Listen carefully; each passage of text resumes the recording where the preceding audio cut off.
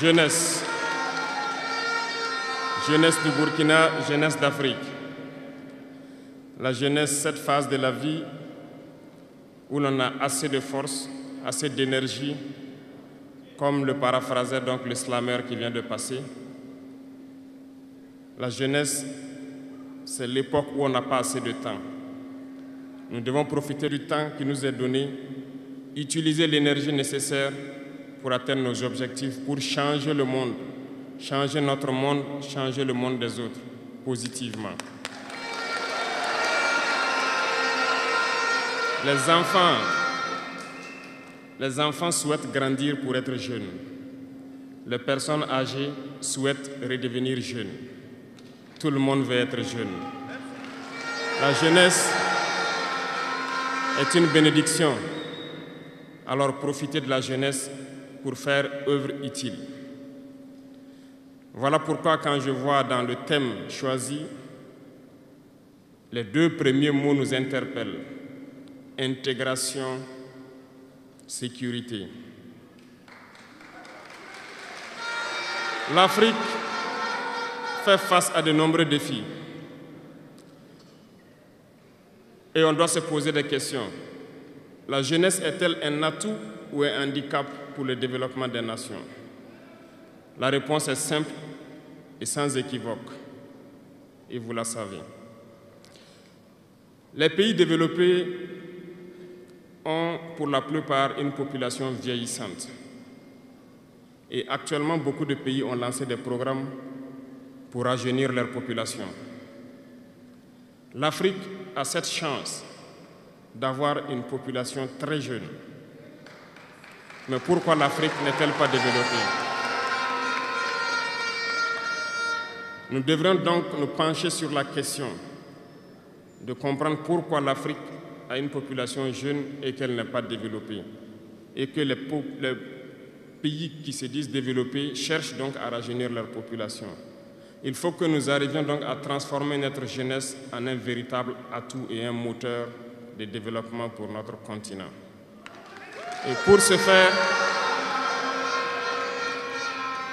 faire, nous avons besoin d'intégration, nous avons besoin de sécurité, de développement, nous avons besoin de nous unir. Certes, vous entendrez parler de l'Union africaine. Oui, elle existe. Mais quel est l'effet de l'Union africaine en réalité?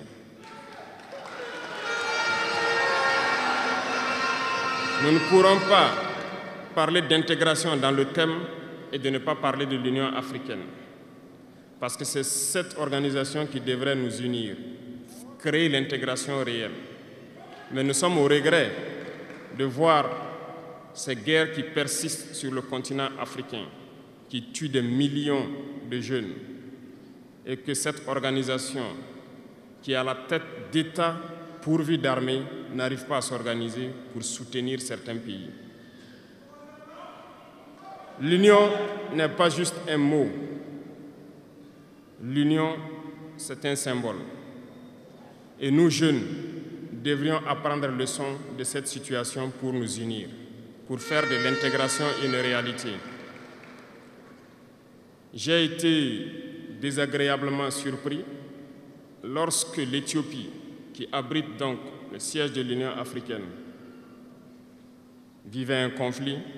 Et quand j'ai vu le Premier ministre se mettre en treillis et annoncer fermer l'université à Addis Abeba pour faire face à la menace, je n'ai pas vu l'action de l'Union africaine pour protéger ces sièges. Les États occidentaux, pour la plupart, voyaient Addis Abeba tomber, ont plié bagages et partir. L'Éthiopie s'est battue, a trouvé une solution interne et vit plus ou moins en paix aujourd'hui.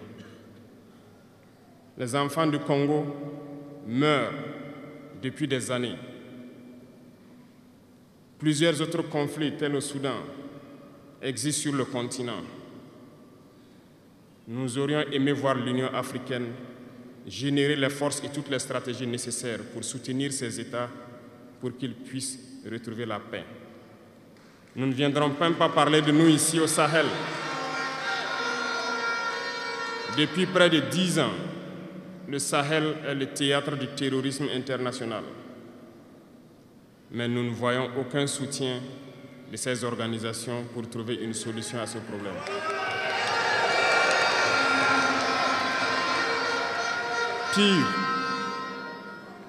Pire, il y a quelques jours de cela, un pays étranger à l'Afrique a annoncé ouvertement avoir soutenu et participé à une attaque lâche, terroriste et barbare contre des forces de notre confédération à Tinzaouaten. L'Union africaine n'a pipé aucun mot pour condamner cette ingérence. L'Union africaine n'a pipé aucun mot pour condamner cette ingérence d'un État extérieur à l'Afrique dans les affaires internes de nos États. Et ce coup de gueule, je souhaiterais qu'ils l'entendent et qu'ils sortent donc de leur silence et poser des actes pour que la jeunesse puisse croire en l'Union africaine.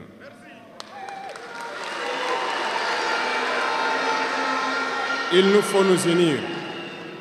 Il nous faut nous unir et la seule manière de s'unir, c'est de se parler, de se comprendre et de pouvoir donc asseoir les bases de cette unité-là. Et jeunes, laissez-moi vous dire que pour s'unir, il y a 3 mots, 3 grands vices qu'il faut bannir de nos comportements et de notre vie. Je parle de la lâcheté, la traîtrise et l'incompétence. Il faut bannir ces 3 mots de notre mode de vie. Et je m'en vais vous expliquer pourquoi. La lâcheté recouvre beaucoup de vices. Un lâche a toujours peur. Et lorsqu'on a peur, on devient un esclave. On se plie, on lèche les bottes.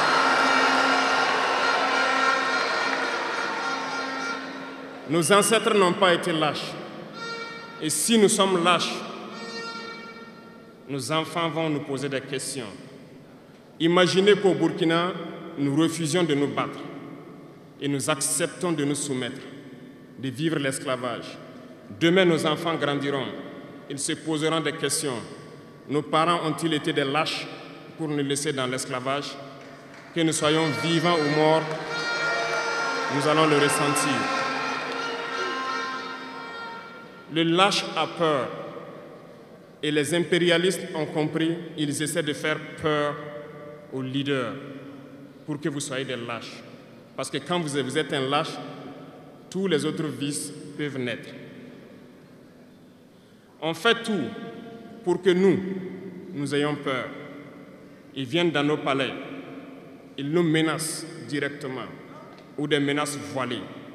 Bien sûr, nous répondons comme il le faut. Ils essaient de nous faire comprendre. Ils prennent chaque fois des exemples. Ils nous diront, vous savez, Thomas Sankara a essayé de faire comme ça, mais il est où? Il est mort. Le président haïtien, il a essayé de faire comme ça, il est où? Il est mort. Kadhafi a essayé comme ça, il est où? Il est mort.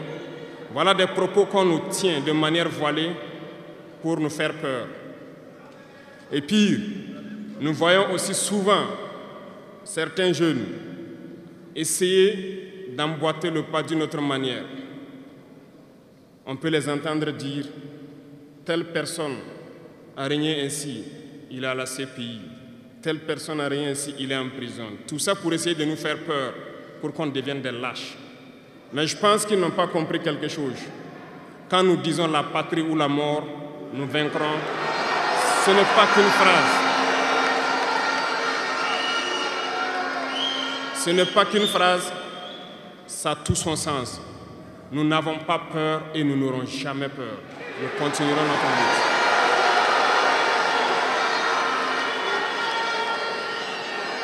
Ils ont fait peur sûrement à beaucoup de chefs d'État africains. Vous voyez, souvent quand on s'exprime ou lorsqu'on a l'occasion d'être dans certaines situations à l'extérieur, nous tenons souvent des propos pour interpeller les chefs d'État africains pour qu'on se réveille, prendre soin de notre jeunesse pour pouvoir amorcer notre développement réel. Nous sommes souvent mal compris.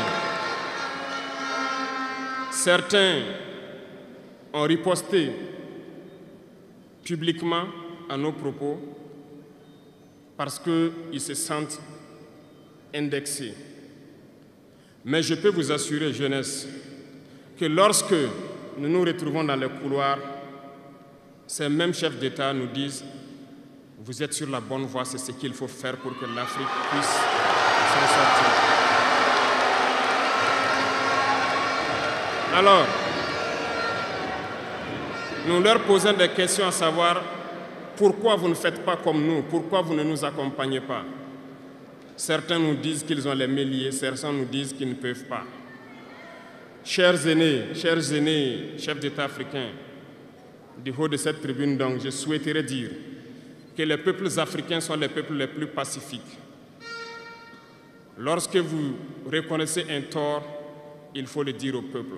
Que nous n'ayons pas peur demain de sortir et dire au peuple, nous nous excusons, nous avions été compromis, nous avons des biens mal acquis, on nous a compromis par plusieurs choses et que nous demandons pardon et nous revenons sur la bonne voie. Et de commencer à travailler réellement pour l'indépendance de nos États et notre émancipation. Et je pense que c'est possible.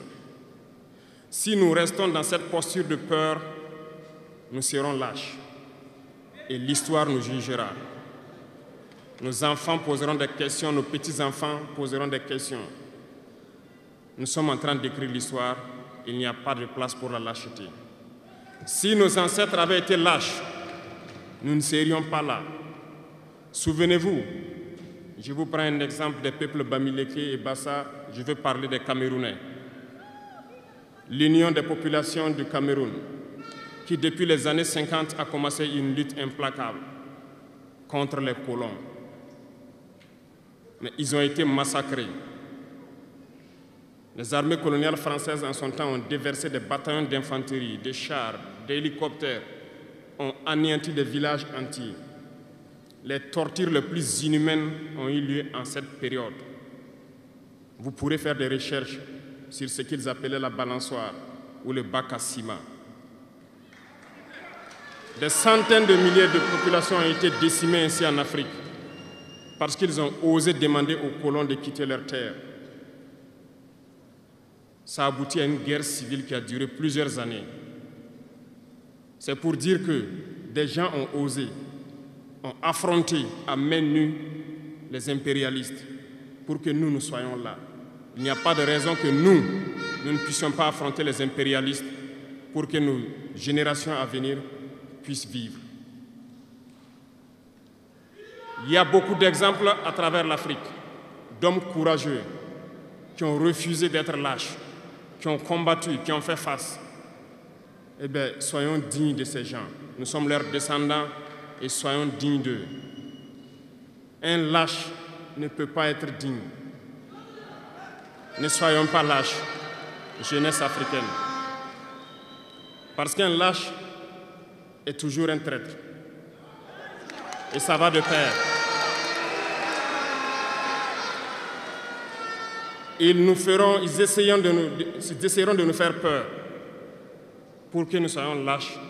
Et si nous sommes lâches, nous allons trahir. Il faut bannir la traîtrise de nos habitudes. Des Africains ont été traîtres pour que la traite négrière réussisse en Afrique. C'est parce que des Africains ont été traîtres que la colonisation a pu tenir en Afrique. Interrogeons l'histoire, nous le verrons. Lumumba, Patrice Lumumba a été trahi parce qu'il a osé tenir tête. Et ces mêmes télévisions belges sont venues au Congo pour quelques billets tendus à des individus au Congo pour une interview pour contenter leur population. Et vous avez pu suivre ça. Lumumba nous dérangeait. Il est mort, on est content. C'est de la traîtrise. Beaucoup d'autres héros sont tombés pour que nous soyons là aujourd'hui.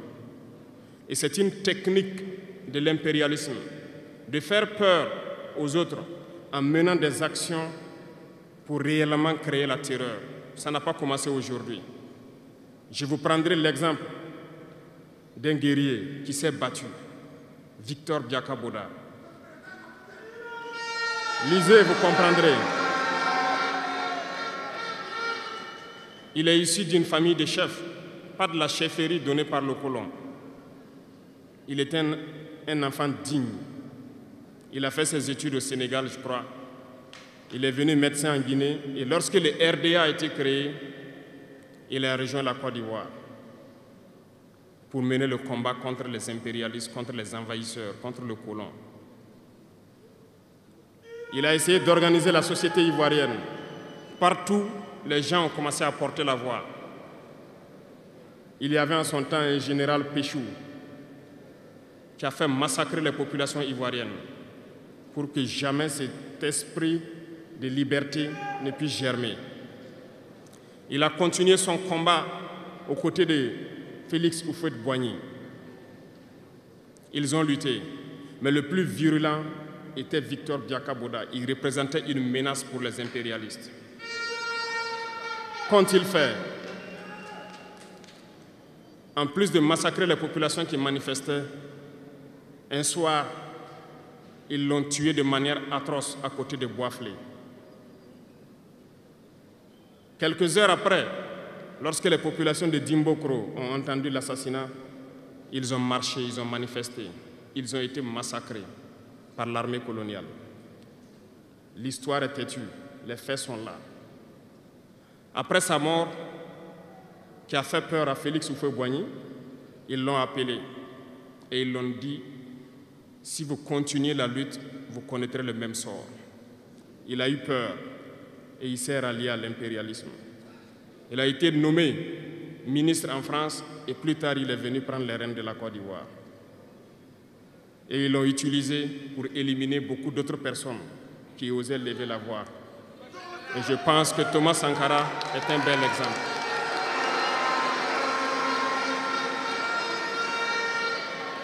Si vous avez peur, vous serez lâche et vous serez traître. N'ayez jamais peur. La lutte doit continuer. Il y a beaucoup d'autres exemples à travers le monde. Et il y a ce phénomène qu'ils ont aussi utilisé depuis belle lurette et qu'ils continuent d'utiliser. Voyez-vous, certains individus, par exemple, se sont retrouvés dans d'autres pays et créé, soi-disant, un gouvernement parallèle au gouvernement du Mali. Vous avez entendu cette histoire. Ce n'est qu'une technique qui a existé dans le temps. Je vais vous prendre l'exemple de Ahmed Chalabi, l'Irak. Ce professeur de mathématiques qui a même été dans le gouvernement irakien a été récupéré par les impérialistes et il a formé ce semblant de gouvernement parallèle à l'Irak aux États-Unis.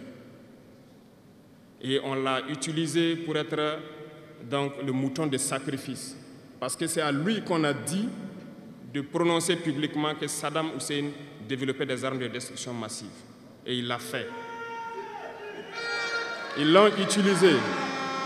Et cet alibi a été utilisé pour tuer des millions d'enfants en Irak et détruire l'Irak.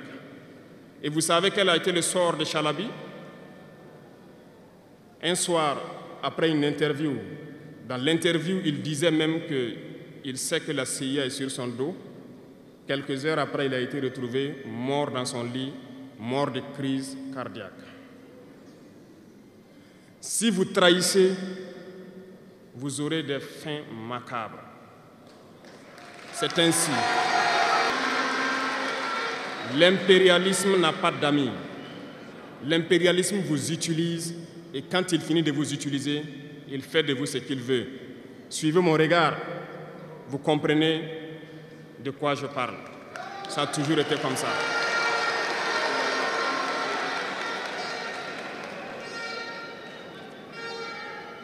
Le troisième vice que je vous invite à vous départir, c'est l'incompétence. Je reviens encore au mot du slameur qui a marché sur ma langue. L'incompétence, vous comprendrez de quoi il s'agit. L'incompétence est un phénomène très dangereux qu'ils ont utilisé pour détruire la société africaine. Dans nos administrations, il y a beaucoup d'incompétence. Reconnaissons-le. Les incompétents ont beaucoup de place à côté de l'impérialisme. Parce que les incompétents peuvent plomber le développement d'un pays. Les incompétents peuvent vous amener à douter de vous. Les incompétents aiment la facilité. Les incompétents aiment tout pour eux seuls. Les incompétents n'aiment pas ceux qui sont compétents. Ils n'aiment pas ceux qui innovent, ceux qui cherchent. Les incompétents sont dangereux. Lorsque vous êtes éclairé, l'incompétent ne vous aime pas. Lorsque vous voulez innover, l'incompétent ne vous aime pas. L'incompétent sait reconnaître celui qui est compétent et il va le combattre jusqu'à son dernier souffle parce qu'il a peur de celui qui est compétent. Cherchez la connaissance et travaillez dur pour être compétent. Bannissez l'incompétence. Parce que, à travers les distractions qu'on veut nous faire adopter, on devient incompétent. Je vous prends un exemple. Les réseaux sociaux sont les lieux de publication des informations aujourd'hui. Les gens s'informent à travers Internet et beaucoup de choses. Un jeune qui publie sur les réseaux sociaux un article sur sa ferme ou un projet agricole ou un projet scientifique, je suis jeune, je connais les termes. Il n'aura pas peut-être 1000 vues. Mais un jeune qui publie sur des futilités, ce que moi j'appelle du n'importe quoi, il a des millions de vues.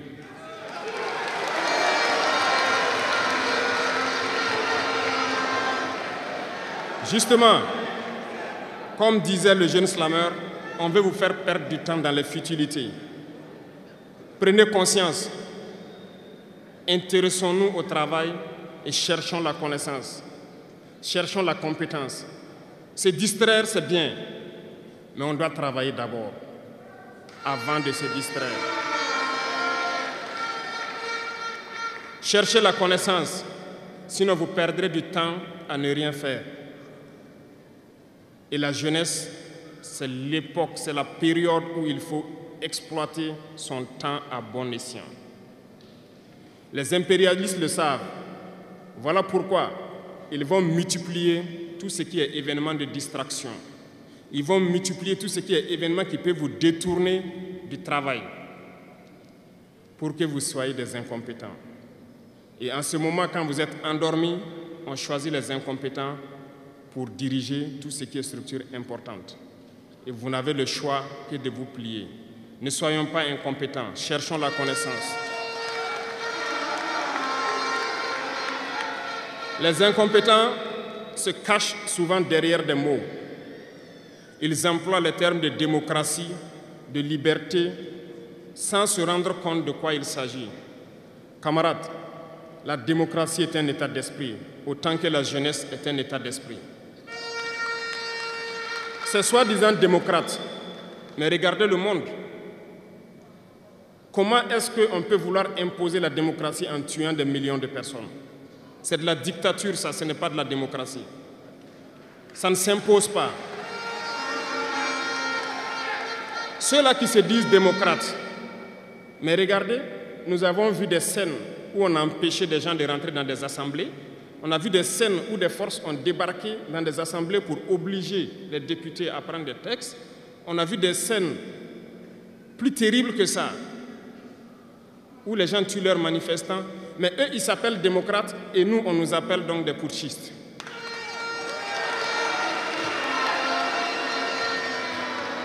Si c'est ça la démocratie, je répète, nous ne voulons pas de cette démocratie.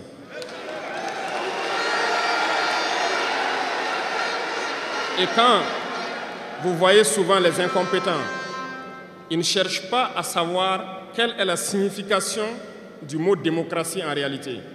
Il s'accroche juste à la définition qu'il lui a donnée l'impérialisme et il se met à parler de démocratie sans réellement connaître le fondement. Ça, c'est de l'incompétence. Il faut chercher à connaître, avoir la connaissance, regarder le monde pour redéfinir la démocratie telle que nous le voulons en Afrique.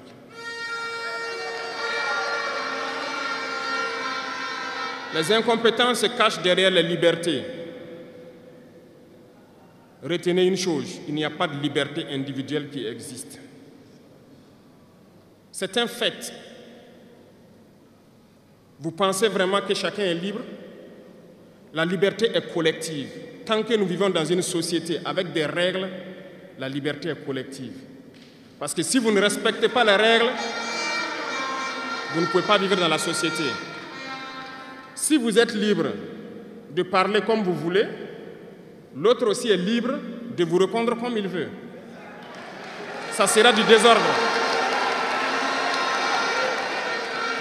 Si vous êtes libre de rouler dans la rue et de passer le feu rouge comme vous voulez, l'autre est libre de passer aussi et de vous cogner.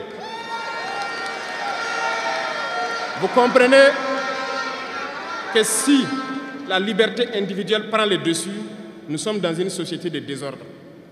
Voilà pourquoi il y a des règles dans la société. Et les règles, tout le monde doit les respecter.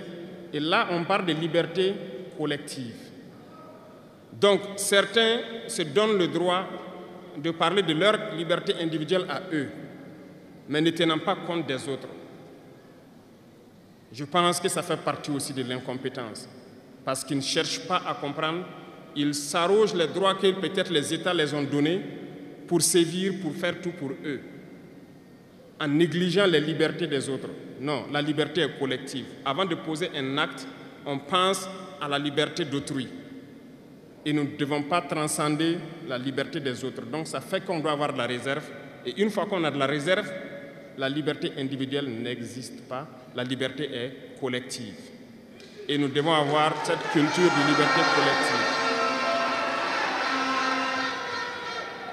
Cherchons donc la connaissance, lisons, interrogeons l'histoire.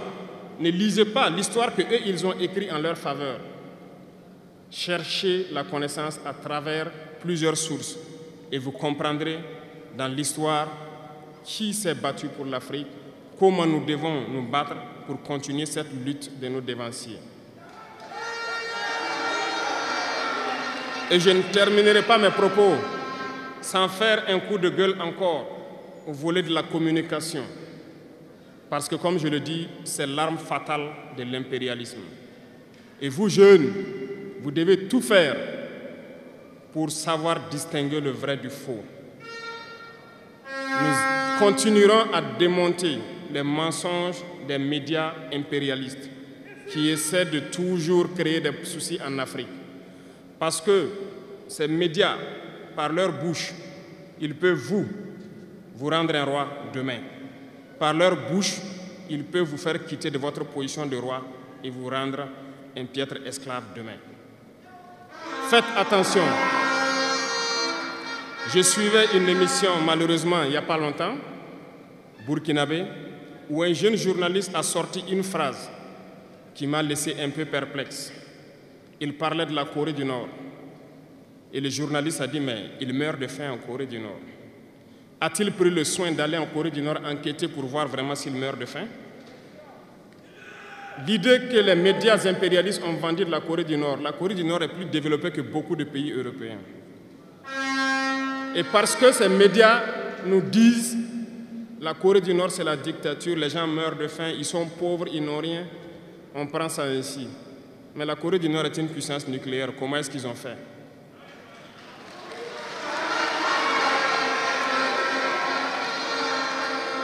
Faisons attention à la communication. Il ne faut pas suivre de manière aveugle ces médias menteurs qui ne cherchent qu'à diviser l'Afrique. C'est logique, ils se battent pour les intérêts de leur peuple. Et l'intérêt de leur peuple, c'est que l'Afrique soit divisée. Alors, jeunesse du Burkina, jeunesse d'Afrique, il faut qu'on s'unisse. Il faut bannir la lâcheté, il faut bannir l'incompétence, il faut bannir la traîtrise et tous les vices dans nos sociétés. Nous avons des occasions de nous parler.